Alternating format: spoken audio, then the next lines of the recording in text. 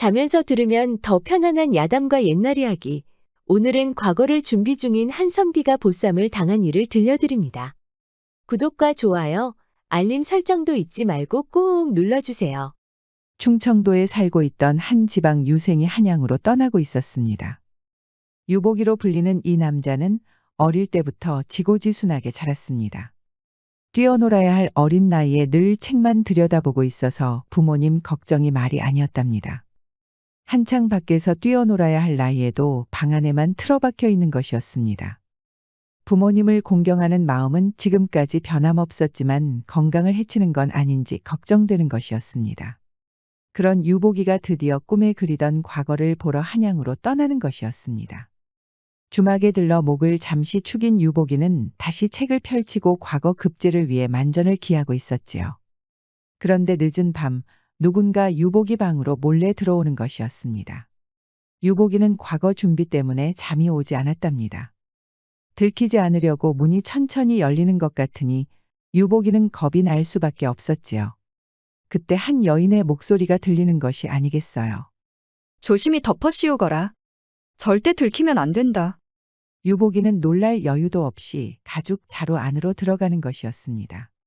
그제야 유복이가 몸을 흔들면서 반항해 보았지만 대여섯 번 들려 묶는 소리가 들리는 것이었습니다.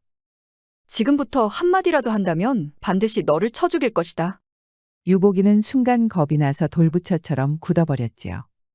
그렇게 누군가에게 짊어지고 달려가는데 유복이는 어디로 가는지 도통 알 수가 없었습니다. 구불구불한 길을 지나는 건지 가죽 자루가 요란하게 흔들리는 것이었습니다. 그렇게 한참을 달려가다가 가죽 자루 틈으로 뭔가 보이기 시작했습니다.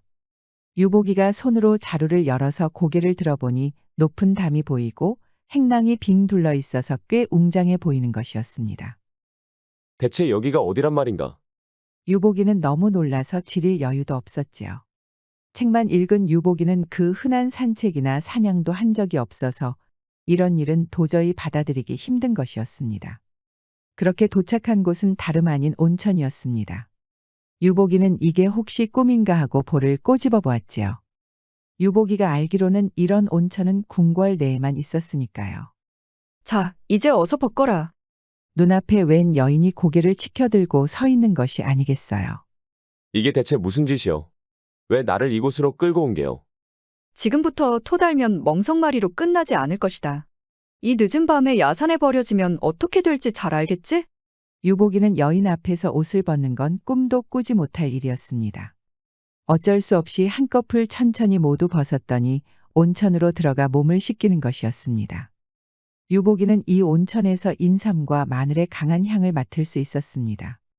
양반도 제대로 즐기지 못하는 인삼탕과 마늘탕이라니 대체 유복이가 있는 곳은 어디일까요? 유복이가 더 놀란 것은 눈앞에 서 있던 여인의 지시에 따라 여종들이 몸을 씻기는 것이었습니다. 유복이는 부끄러워서 고개도 들지 못하고 있었지요. 너무 염려하지 말거라. 가만히 시키는 대로만 하면 아무 탈도 없을 것이다. 그런데 여종들의 손길이 유복이의 그것까지 내려가는 것이 아니겠어요. 팔짱을 끼고 지켜보던 여인이 고개를 내밀며 유복이의 그것을 쳐다보는 것이었습니다. 여종들은 서로 쳐다보며 웃음을 참지 못하고 있었지요. 뭘 했다고 이렇게 커지는 것이야? 너 혹시 여인의 손은 처음인 것이냐?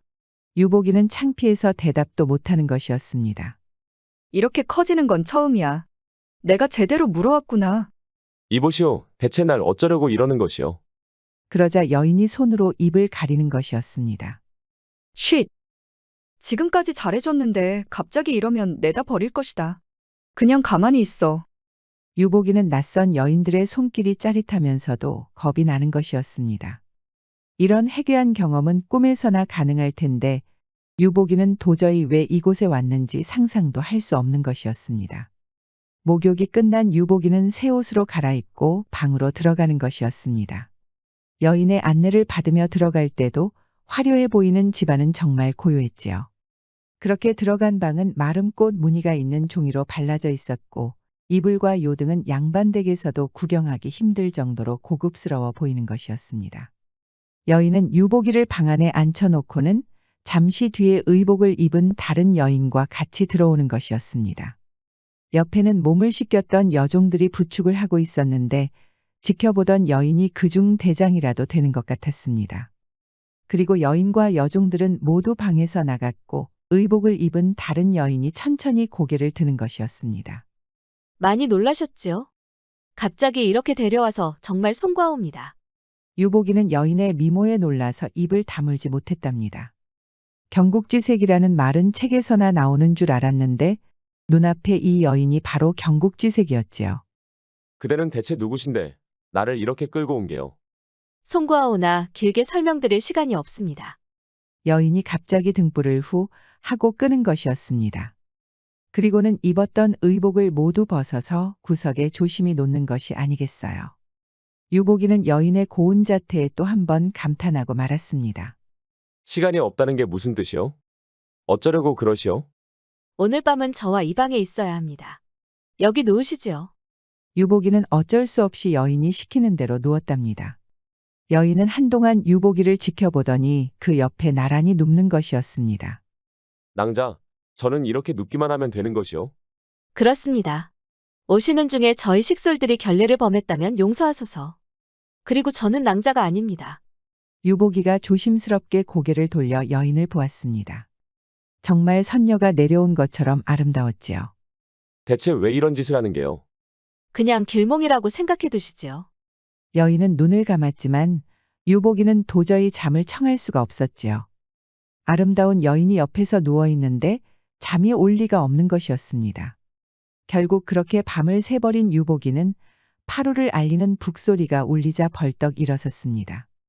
옆에 누워있던 여인은 일어나 방을 나갔고 곧이어 여종들이 몰려와 가죽자루 안에 유복이를 넣어버리는 것이었습니다. 이게 대체 뭐 하는 거요? 내 발로 나가면 될 거 아니요? 하지만 여종들은 대답도 하지 않고 유복이를 끌고 또 어디론가 급하게 뛰어가는 것이었습니다. 유복이는 끌려가는 중에도 여종들의 웃음소리를 들었지요. 이보시오. 이게 대체 무슨 해괴한 짓이란 말이요? 유복이가 도착한 곳은 끌려갔던 바로 그 주막이었습니다. 자루 안에서 나왔을 때는 여종들이 모두 사라진 뒤였지요. 그날 이후로 유복이는 한숨도 자지 못했습니다. 충격이 큰 이유도 있었지만 선녀와 같이 아름다웠던 그 여인이 눈앞에서 계속 아른거리는 것이었습니다. 유복이는 결국 과거 급제에 실패하고 고향으로 돌아갔습니다. 부모님 볼 면목이 없어서 다시 글 공부에 여념이 없었지요. 하지만 유복이는 귀신에 홀린 것처럼 그 주막을 다시 찾았습니다. 혹시나 그 여종들이 다시 보쌈을 하는 건 아닌지 기대하는 것이었습니다. 미련을 버리지 못한 유복이는 아예 주막 근처에서 자리를 잡고 공부를 시작했습니다. 부모님에게는 잠시 고향을 떠나 공부를 하고 싶다고 둘러댔지요. 아니나 다를까 한 달이 지난 어느 날 누군가 몰래 방을 열고 들어오는 것이었습니다. 유복이는 기다렸다는 듯이 벌떡 일어서는 것이었습니다. 옳거니 다시 오셨구려. 낯익은 그 여종이 깜짝 놀라는 것이었습니다. 내 놈은 저번에 그놈 아니더냐? 옆에 있던 여종들도 놀라는 눈치였지요. 무슨 일로 보쌈을 하는 건지 모르겠지만 저를 다시 그 낭자에게 데려다 주시오. 그 가죽 자루 안에 들어가면 되는 것이오. 그러자 여종들이 시시덕거리는 것이었습니다. 이런 미친놈을 보았는가? 세상에 보쌈을 해달라는 놈은 처음 보는구먼. 여종들이 더 크게 웃자 대장처럼 보였던 여인이 손가락으로 입을 가리는 것이었습니다. 한참 고민하던 그 여인이 어쩔 수 없었는지 다시 유복이를 가죽 자루 안으로 밀어넣는 것이었습니다. 그런데 그냥 내 발로 가면 안 되는 것이오. 꼭 이렇게 자루 안에 들어가야 하오. 우리 마님을 보는 것만으로도 황송한 줄 알거라. 알겠소이다. 그런데 이번에는 유복이에게 눈 가리개까지 하는 것이었습니다. 그 선녀처럼 아름다운 여인이 어디에 살고 있는지 철저히 숨길 생각인 것이죠. 으리으리한 집에 도착한 유복이는 다시 그 여인을 볼 일을 생각하니 가슴이 뛰는 것이었습니다. 문이 열리고 기대했던 그 여인이 여종들의 부축을 받으며 나타났습니다. 도련님은 저번에 그분 아니십니까? 그렇소. 정말 낭자가 그리웠소이다. 대체 어떻게 다시 온 것이옵니까? 실은 낭자가 그리워서 보쌈을 당했던 그 주막에 자리를 잡았소. 그렇게 하면 언젠가는 다시 날 낭자 앞에 데려다 줄 것이라고 기대했소. 그러자 여인이 미소를 짓는 것이었습니다. 저 역시 도련님이 보고 싶었습니다. 정말입니까? 정말 낭자도 제가 보고 싶었습니까? 그런데 여인의 얼굴에 금방 그늘이 지는 것이었습니다. 왜 그러시오? 그 전에 왜 저를 보쌈했는지 그 연유를 물어봐도 되겠소? 장가를 가고 싶어서 처녀를 보쌈한다는 말은 익히 들어서 알고 있지만 총각을 이렇게 보쌈하는 건 처음이오. 대체 어떻게 된 영문인지 알려주시오. 사실 저는 과부입니다. 혼례를 올린 지 한 달도 안 돼서 서방님이 지병으로 세상을 떠났지요. 그거 참 안 됐구려. 도련님도 아시겠지만 과부는 불이익이 너무나 많습니다. 재혼을 한 여인의 아들은 생원과 진사시에 응시하지 못합니다. 그런 법이 있었다니 정말 너무하는구려. 그리하여 부모님이 어떻게든 저를 구하기 위해 보쌈을 한 것이었습니다. 물론 저는 반대했지만 불이익이 많은 이 시대에서 어쩔 수 없는 선택이었습니다. 따님의 운명을 바꾸기 위해 무리하게 총각들을 보쌈한 것이었군요. 도련님이 첫 보쌈이었습니다. 이후로 저는 절대로 못하겠다고 말했지만 결국 또 이렇게 보쌈을 할 수밖에 없었지요. 그런데 도련님이 다시 돌아올 줄은 꿈에도 몰랐습니다. 그대 이름이 무엇이오? 저는 수키라고 하옵니다. 저 때문에 이렇게 다시 돌아오시다니 믿기지가 않습니다. 유복이는 수키의 손을 따스하게 잡아주는 것이었습니다. 이렇게 선녀처럼 아름다운 여인을 어떻게 외면할 수 있겠습니까? 오늘 밤도 저와 함께 계시지요. 그러자 수키의 몸이 갑자기 뜨겁게 달아오르는 것이었습니다. 특히 아래가 베베 꼬이는 것이 아니겠어요. 유복이도 눈치를 챘는지 얼굴이 새빨개졌습니다. 그동안 과부라는 이유로 도련님처럼 훌륭하신 분을 보지 못하였습니다. 저 역시 과거를 준비하느라 여인의 손길도 느껴보지 못했습니다. 수키는 유복이의 바지를 구석으로 던져버리는 것이었습니다. 그리고 왕성한 가지처럼 커진 그것을 움켜쥐고는 새삼 남자의 그것이 좋다는 것을 깨달았지요. 한동안 주무른 수키는 상체를 숙이고 왕성해지고 달달하게 익은 가지의 맛을 느껴보았답니다. 도련님, 좀 더. 유복이의 가지만한 것이 깊숙한 그곳으로 쑥 들어가는 것이었습니다. 유복이는 처음 해보는 절구질에 정신이 없었고 수키는 혼절할 것 같았지요. 그렇게 뜨거운 밤을 보낸 두 사람은 파루를 알리는 북소리를 앞두고 서로를 끌어안았습니다. 도련님, 이렇게 헤어지기는 싫습니다. 저 역시 낭자를 이렇게 두고 떠나고 싶지 않소. 하지만 가죽 자루를 든 여종들의 발자국 소리가 들리는 것이었지요. 도련님, 명일 날이 밝으면 정자 앞으로 오십시오. 낭자, 내가 꼭 가겠소. 그때까지 꼭 기다리시오. 유복이는 그렇게 주막까지 여종들에게 끌려갔답니다. 수키를 다시 만날 수 있다니 책은 눈에도 들어오지 않았지요. 유복이는 다음 날 날이 밝는 대로 정자로 뛰어갔습니다. 이렇게 환한 대낮에 만난 수키는 또 얼마나 아름다울지 너무 기대가 되는 것이었습니다. 그런데 시간이 아무리 지나도 수키가 오지 않는 것이었습니다. 수키가 마음을 바꾼 것일까? 유복이는 좀 더 기다려보기로 했지만 여전히 수키는 보이지 않는 것이었습니다. 약속을 지키지 않을 여인이 아니다. 분명히 무슨 일이 있는 것이다. 유복이는 결국 집 앞에서 수키를 부르는 것이었습니다. 다급히 나온 여인은 유복이를 끌고 갔던 그 사람이었지요. 아니, 이 미친놈을 보았는가? 여기가 어디라고 이렇게 함부로 오는 것이야? 그리고 여기는 어떻게 알고 왔는가? 수키 낭자와 약속을 했소. 이 앞 정자에서 보기로 약속했는데 무슨 일이 있는 것이오? 너한테 할 말 없으니 당장 꺼지거라. 제발 말해주시오. 낭자가 무사한 것만 알면 그냥 떠나겠소. 무사하다는 것만 알려주시오. 그러자 여인이 지그시 유복이를 바라보는 것이었습니다. 짧은 순간이었지만 수키를 향한 유복이의 사랑을 직감할 수 있었지요. 마님은 지금 안 계시오. 무사하다는 거요? 그럼 어디로 갔단 말이오? 사실 마님은 억지로 끌려갔소. 억지로 끌려가다니? 사실 이 근방에는 윤씨라는 양반이 살고 있었는데 그동안 기회만 되면 수키를 보고 싶다고 했습니다. 윤씨 역시 부인이 얼마 전 세상을 떠나 혼자 살고 있었지요. 수키와 같은 처지라는 이유로 계속 떠보다가 갑자기 끌고 갔다는 것이었습니다. 그런데 왜 이러고 있는 것이오? 당장 가서 데려와야지. 윤간에는 관가에서도 알아주는 대부호요. 우리 대감마님도 신세를 진 일이 많아서 함부로 건들 수는 없소. 그렇다고 싫은 사람을 억지로 끌고 가다니 그건 말도 안 되는 일 아니오? 유복이는 바로 윤가내로 향했습니다. 대문이 열리자 뒤도 안 보고 곧장 뛰어들어가는 것이었습니다. 낭자. 안에 계시오. 나 유복이가 왔소. 그러자 수키가 방문을 열고 나오는 것이었습니다. 도련님, 여기에 어떻게 오셨습니까? 낭자와의 약속을 지키기 위해 왔소. 수키는 울컥했답니다. 여기 있다가는 윤 씨에게 꼼짝도 못하고 당하는 것이 뻔하니 어서 도망치라고 해도 소용이 없는 것이었습니다. 내 놈은 누구길래 이렇게 이른 시간에 소란을 피우느냐? 내 놈이 윤씨구나. 어찌 싫다는 여인을 함부로 끌고 올 수가 있느냐? 아무리 혼자 사는 여인이라고 해도 그렇지. 이렇게 함부로 대한다는 것이 말이 되느냐? 옳거니 내 놈이 바로 유복이라는 사내구나.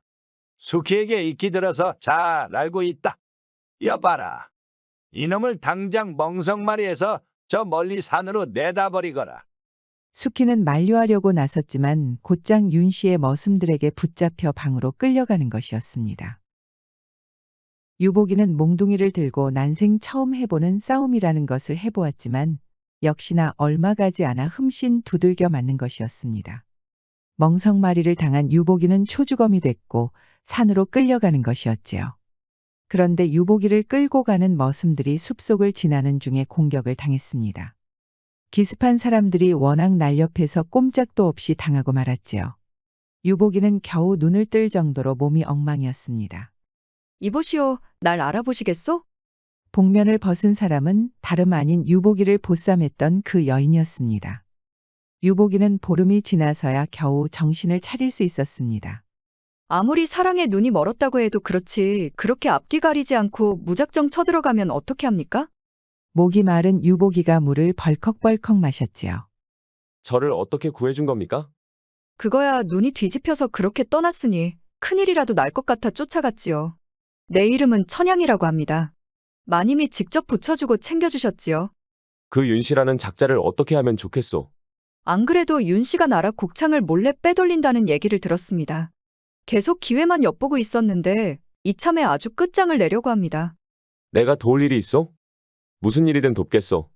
천양은 유복이의 사랑이 갸륵하면서도 부러운 것이었습니다. 유복이는 먼저 윤 씨의 식솔들부터 조사하기 시작했습니다. 천양은 그동안 윤 씨가 재상들에게 뇌물을 주는 증자를 찾고 있었지요. 수키는 윤 씨 집에서 나오지 못하고 시름시름 앓고 있었습니다. 이보시오 부인, 그렇게 매일 먹지 않고 있으면 어떻게 살겠어? 그러지 말고 한술 떠보시오. 대감, 그러지 말고 저를 좀 보내주시지요. 이런다고 제가 대감과 혼례를 올린다고 생각하십니까? 몸이 있으면 마음도 생기는 법. 지금은 부인이 싫다고 하지만 언젠가는 내 마음을 알아주는 날이 올 것이오. 한편 유복이는 윤 씨를 잘 따르는 머슴 한 명을 수상히 여기고 있었습니다. 늦은 밤만 되면 몰래 밖으로 나오는 것이었습니다. 게다가 얼굴도 가린 채 어디론가 급히 가는 것이었지요. 유복이는 증자를 직감하고 그 머슴을 쫓아갔습니다. 역시나 그 머슴은 나라 곡창을 관리하는 남자와 거래를 하고 있었습니다. 머슴은 윤 씨가 직접 쓴 문서를 보여주고 있었지요. 무예 실력이 뛰어난 천양과 그 여종들을 부르는 것이 옳지만 기회는 지금밖에 없었습니다. 유복이는 천양에게 자극을 받고 열심히 몸을 단련하고 있었습니다. 덕분에 가슴은 더욱 단단해졌고 허리와 다리도 아주 튼실해졌지요. 너 이놈들. 언제까지 나라 곡창을 몰래 빼돌릴 수 있다고 보았느냐? 유복이는 수키를 구할 수 있다는 일념으로 몸을 던졌지요. 싸우는 중에 머슴과 그 관리인에게 얻어맞았지만 윤 씨 집에 갇혀 있는 수키만 생각하면 이 정도 아픔은 아무것도 아니었습니다.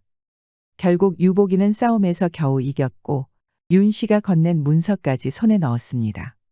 그동안 천양은 윤 씨의 식솔 중 한 명이 뇌물을 주는 현장을 잡았답니다. 그렇게 증자를 찾아낸 유복이와 천양은 포졸들을 불러서 윤 씨 집으로 향했습니다. 유복이는 기세 좋게 나타났지만 윤 씨 역시 만만치 않았지요. 내 놈은 또 무슨 일로 왔느냐? 이번에는 아주 많이들 데려왔구나. 이제 관가로 가셔야 하겠소. 머슴들이 곡창에서 몰래 빼돌리고 뇌물까지 주는 증자를 잡았소. 그런데 윤 씨의 태도가 의외로 당당한 것이었습니다. 그거야 그놈들이 알아서 할 일이지. 왜 나한테 따지느냐? 그게 무슨 말인가? 그대의 식솔들이 한 짓이니 그대가 책임을 져야지. 왜 내가 책임을 져야 하나? 너희들이 말해보거라. 왜 나라 곡창을 몰래 빼돌린 것이냐?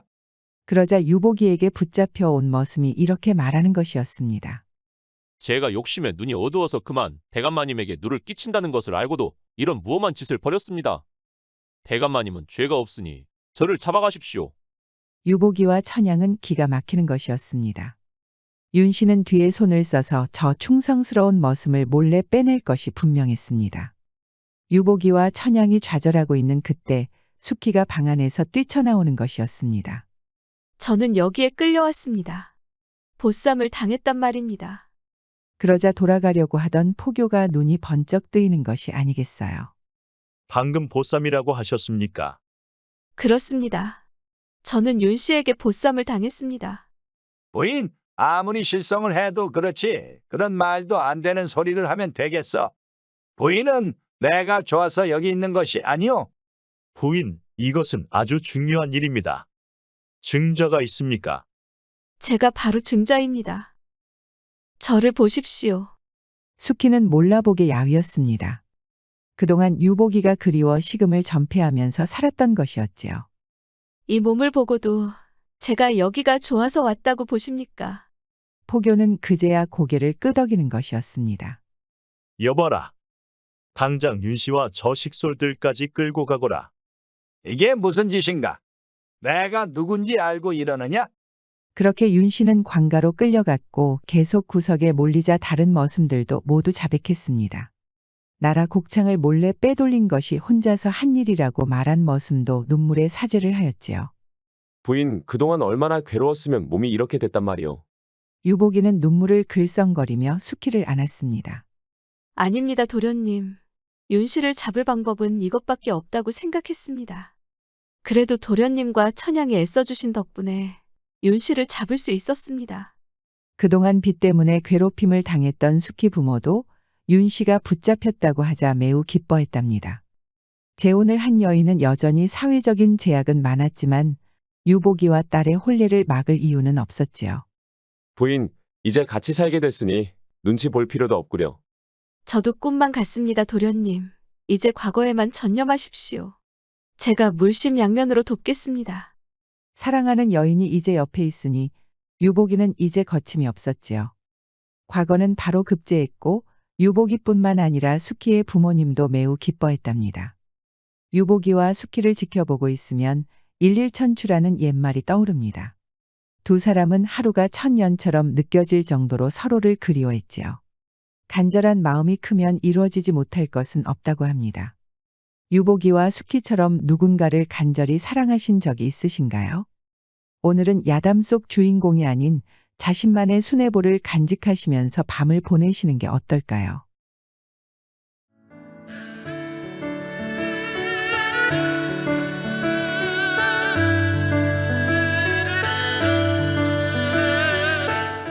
야담과 옛날 이야기는 앞으로도 재미있는 이야기가 많이 준비되어 있습니다. 다른 영상도 재미있게 봐주시고 구독과 좋아요, 알림 설정도 잊지 말고 꼭 눌러주세요.